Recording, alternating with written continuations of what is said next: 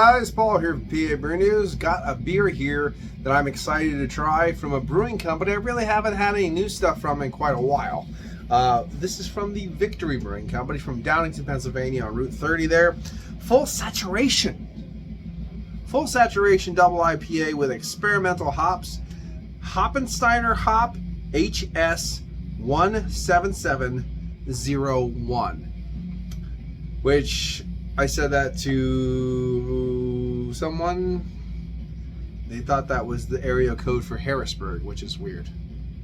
I doubt the hops from Harrisburg, but HS. No, it was my girl. I asked her, and she said that. That was funny. I don't know. So, full saturation double IPA with experimental hops. It says notes of passion fruits and peach. You can't miss it. It's right there. It's pretty bright. No, I don't mind. It's a limited release. It was Best by January 11, 2024. Well, certainly into that category. So it seems like it's been on the shelf for a little bit because we're in mid-October now, so we might be halfway through that I'm pretty sure they probably gave it a 6-month shelf life. So we're probably in the halfway mark. Probably going to give a little bit more of that kind of confectionery sugar sweetness usually that's when it starts creeping up a little bit, but that's kind of interesting to see all the different single hopped it's an interesting background. I didn't even notice it until I really looked at it, and then you can start seeing all the different writing and stuff. It almost looked like pineapple kind of a thing in the back. Victory Brewing Company. I love that. Look at that. Small batch series, single hop, double IPA, full of saturation. We're excited to showcase Hoppensteiner's experimental HS 17701. A hop with a rail oil composition, unique aroma attributes, and superior ergonomics. Ergonomics, because that's not R, it's agronomics. Anyway, used at multiple points through the boil, through the dry hopping. Full saturation brings full flavor and notes of peach and passion fruit, expected from a complex multi-hopped IPA, but using one single hop. So the peach and passion fruit thing, sure. I don't like peach, so if I get peach, I'll definitely know. And I like passion fruit. I don't get passion fruit out of too many beers, but when I do, it's really enjoyable. So basically, I guess what the whole point is this: you're going to have some multi-characteristic flavors coming out of a single hop, which is pretty cool. The thing that I think would make it even cooler is if they used a single grain, making it a smash beer. That would be pretty cool, but they did not. And I'm using the Trode glass from Hershey, Pennsylvania, so PABrewNews, baby. We're going to left-hand pour on this one to label out, folks. Whee. Tilt that glass, baby. Okay, soft haze. I would almost consider that hop haze instead of just, haze bro. So that's cool. Hop haze. Nice. Just nice. All right. So there we go. Small batch series. Gotta love that shit, Cheers.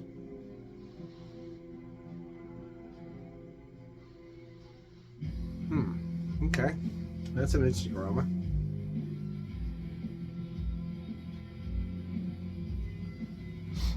I'm pulling some interesting flavors out of here. Lemongrass, mint, almost.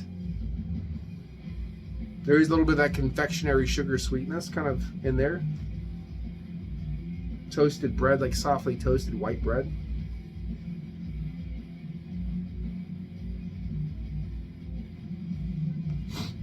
It has a nice floral tonality to it, which is weird. It's not passion fruit and peach per se, but it's like a lemongrass, a little bit of almost a sprig of mint almost in there, kind of a vibe going on. Earthy floral tonality. Maybe a little bit of something that reminds me of like a little peach ring vibe a little bit in there.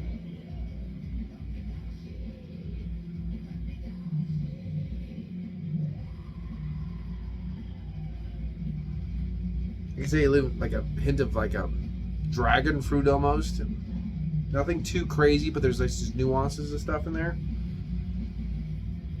So, all right. So peach, like a lemon, lemongrass, herbaceous, peach ring. It doesn't smell too.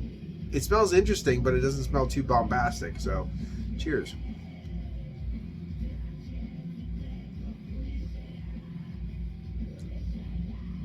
Wow, that's light.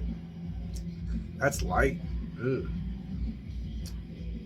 It's like, I wouldn't say watery, but that's really light. That's barely the high side of a low body. Wow. I was wondering, DIPA at 7.3 alcohol by volume. I was wondering. I was just so happy to get something from Victory, you know what I mean? This is like a summer crusher. Technically speaking, I guess when they released it, if it's got a 6-month shelf life and it's good from January, then it would be put in the summer category. So I guess that is apropos.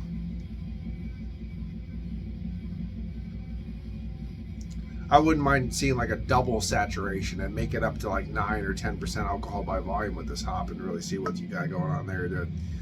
Something like a full saturation, ultimate saturation or something like that. I mean, like I would like full saturation, double saturation. I mean, like just some kind of saturation terminology where you use like a bigger version. So like, I think that would be cool. I really do like Victory, and I really wish I would see more shit like this from Victory. But I also do like a double IPA to be pretty firm in the malt base and pretty firm in the ABV as well.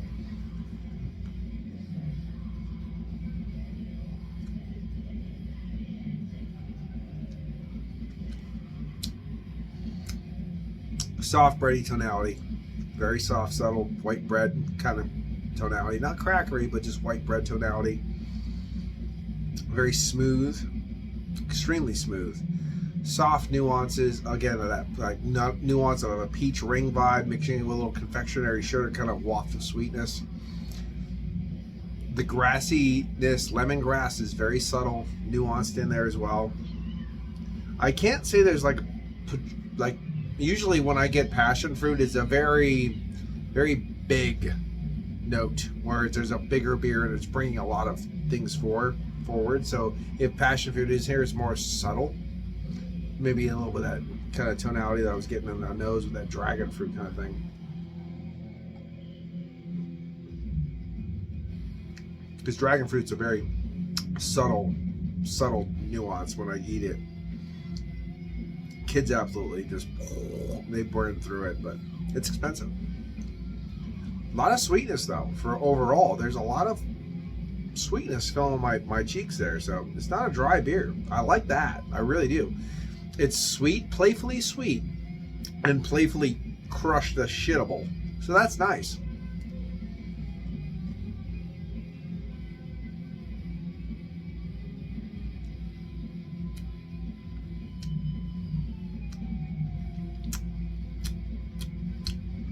There's a subtle earthy floral tone in there. There's a little bit of something, a minerality that is very crunchy and nice in the back of the palate. It's really hard to really even describe, but it's a nice kind of refreshing vibe that's kind of wafting through the little nuance in the back of the palate that it just kind of helps kill that sweetness so it doesn't like that sit on your palate. That's really nice. It's an interesting beer. From this, what I could say though, is that subtle fruit tonality, a little bit of that lemon, again, that peach ring kind of vibe, lemongrass, floral, herbal maybe, I guess you want to say. But it doesn't go into the pine character or anything like that. It's just a very, very nice nuanced beer. Burp's nice. We get a little passion fruit on the burp, I can say that. It does kind of waft up with that kind of peach ring passion fruit vibe.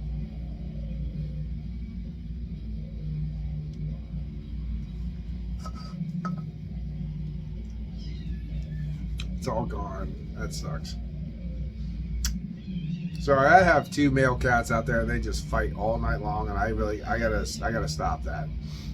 I gotta make sure they go away. And don't go away bad way. Go away like happy home, go away. Full saturation double IPA, experimental hops. I'm going to call this one a very interesting beer. Maybe not my cup of tea, but if I had a 4-pack of this to crush in January, not January, July or August, I think I might be saying a little different story on the whole crushable thing, because I think it would fit perfectly as a lawnmower brew. I could drink the hell out of this after I came in mowing the lawn, for sure. Like I said, it's best by January 2024. That means it's probably 6-month shelf life. So we're right in the middle of its cusp there. So not too old, not too old, not too new. Everything tastes nice and fine. So I would definitely give this the 8 out of 10 category. This has been Paul from PABrewNews. Cheers. Bye-bye. Watch that finger. Woo!